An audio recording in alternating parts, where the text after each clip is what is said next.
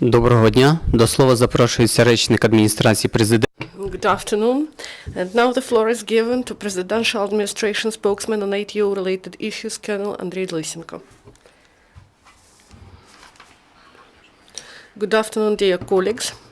Now the information about the events in ATO area during the last 24 hours. In Lugansk area, there were 4 enemy shellings in Popasnyansky region.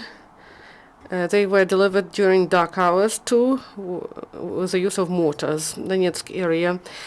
Here, for the first time in several weeks, the enemy didn't use barrel artillery, but heavy mortar shellings continue, delivered by the militants.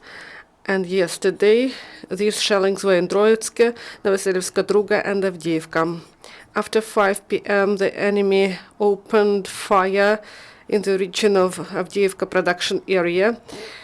It lasted for 6 hours. The enemy attacked from its positions along the line Isinvata-Yakovlivka. And during the last 24 hours in the Donetsk area, there were 15 enemy shellings, including 9 with the use of heavy weapons. In Mariupol area, the military actions were during the second part of the day mainly. The militants actively used APCs and mortars along the front line. The hardest was near Marinka and near Dokuchaevsk. There, Ukrainian forces had to return fire. And on the whole, enemy shellings are delivered near ATO forces positions. Only the situation was calm only in Krasnogorovka and Shirokina. On the whole, in Mariupol area, there were 17 enemy shellings, including 5 mortar shellings. According to Chief Intelligence Department of MOD, yesterday the militants used air drones 3 times. In the region of Perlomaisk-Popasna, in the region of Bilagara, Delivka and Kurdyumivka, this is Bakhmut region, and also in the region of Poltavka and Rusina Yar, this is Konstantinovka region. During the last 24 hours, in the result of the military actions, 1 Ukrainian serviceman was killed and 4 were wounded.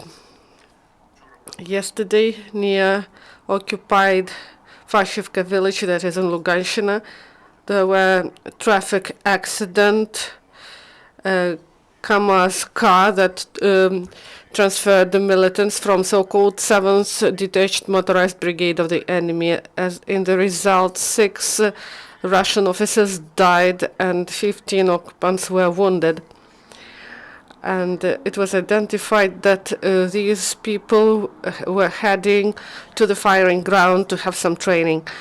Our landing troop forces took part in training in Germany. They were trained in driving Humvee armored vehicles. These training were under the supervision of instructors from the United States. Our paratroopers were trained in overcoming some barriers, natural water barriers. After successful completion of the course, our driving instructors got certificates. And today, Rapid Trident 2016 begins, and from 27th of June till 8th of July, 1,800 servicemen from 14 countries of the world will be trained in order to improve their battle skills and cooperation among the units. And also Ukrainian servicemen take part in this training, and especially the company of the Quick Response of the National Guard of Ukraine will take part. And during this training, National Guardsmen will gain experience of military training based on NATO member states' modern model of military command. Do you have questions? If there are no questions, thank you.